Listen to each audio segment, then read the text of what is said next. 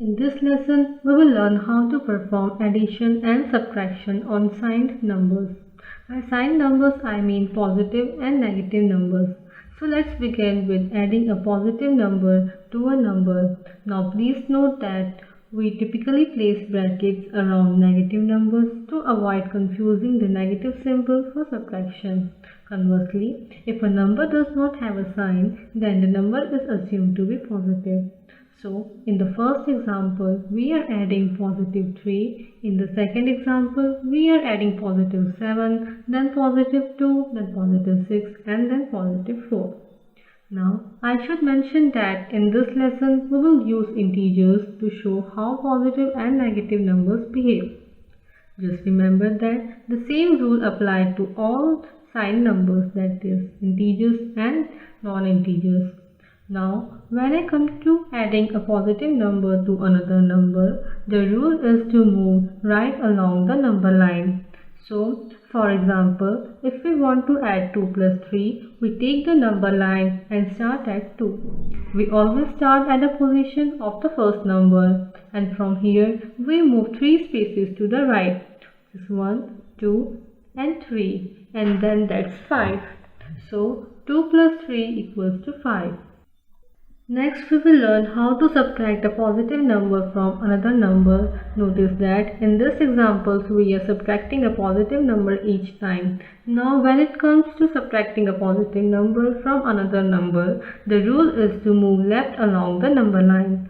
So, for example, to evaluate 4 minus 3, we start at the position of the first number, which is 4. And from here, we move 3 spaces to the left and end at 1. So 4 minus 3 equals to 1. Next, we will learn how to add a negative number to another number. Notice that in each of these examples, we are adding negative number.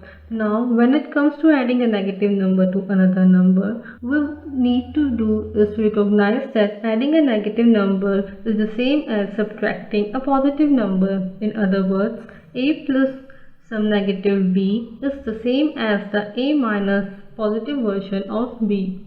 For example, to evaluate 2 plus negative 3, we first rewrite it as 2 negative 3. Now, we already learned how to subtract a positive number. The rule is to move left along the number line. So, for this question, we start at the position of the first number, which is 2. And from here, we move 3 spaces to the left to end at negative 1.